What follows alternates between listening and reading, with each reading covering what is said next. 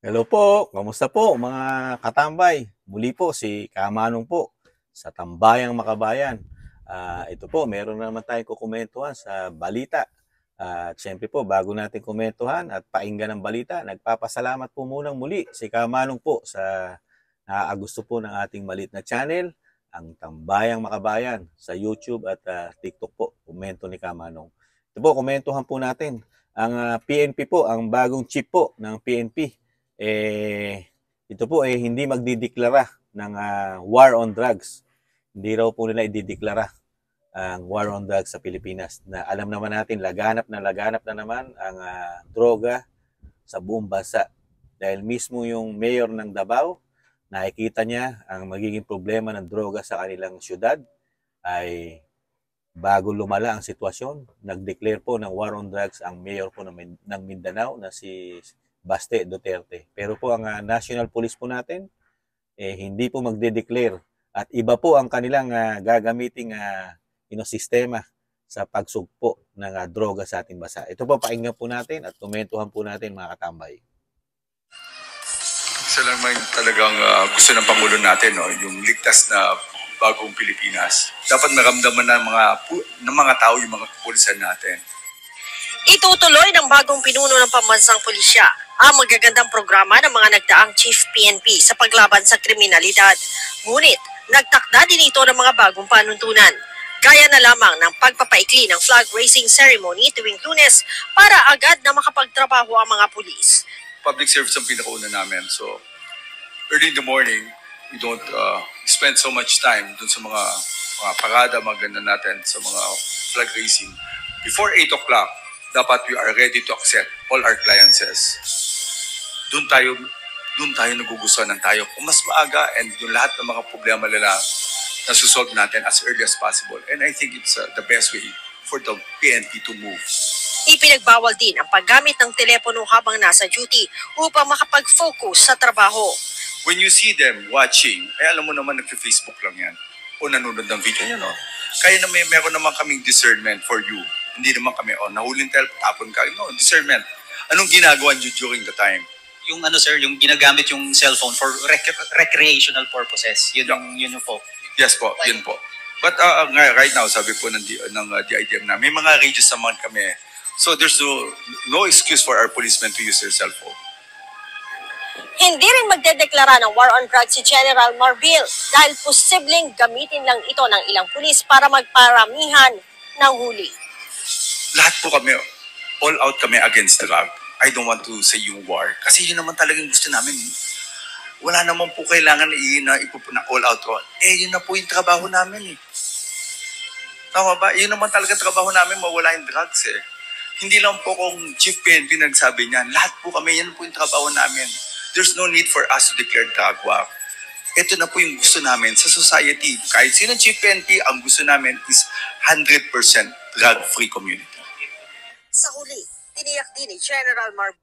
Ayan po mga katambay, ang bagong general po, si General Marvin.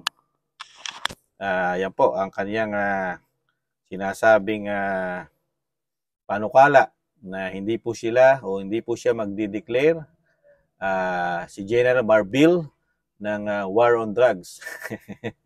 Alam naman po natin ang problema natin sa war on drugs.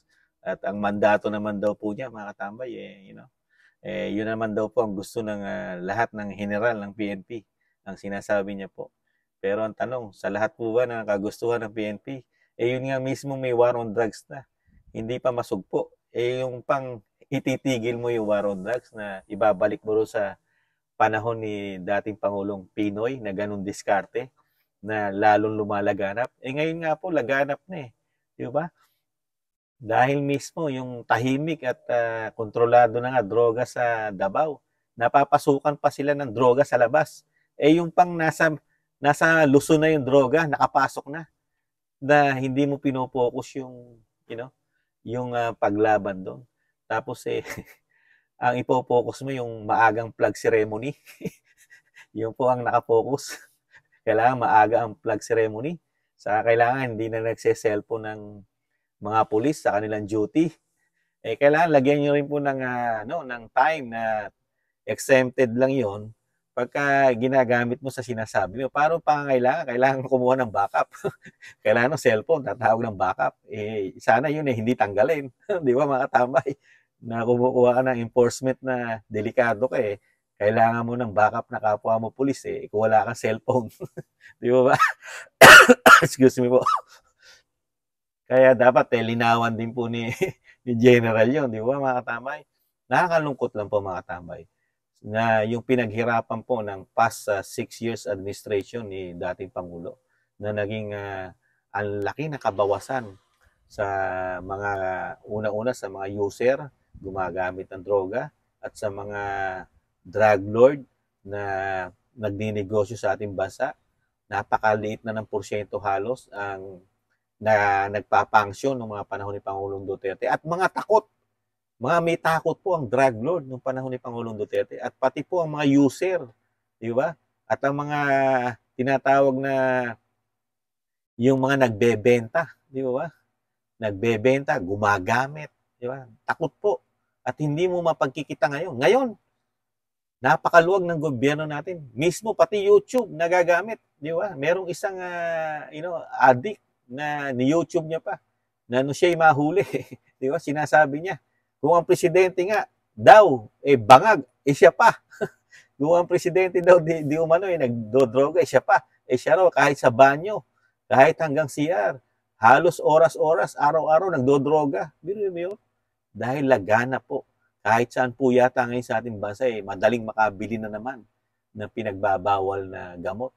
Pero sa kabila nito, itong bago nating PNP chief na si General Francisco Marbil o si Romel, Romel Francisco Marbil, ganito po ang kanilang gagawin na hindi nila talagang iwawar on drugs na doon natin nakita yung takot ng mga drug lords pagka porsigido at talagang ang mga kapulisan natin talagang ipinupush na talagang mabalda at totally talagang mawala.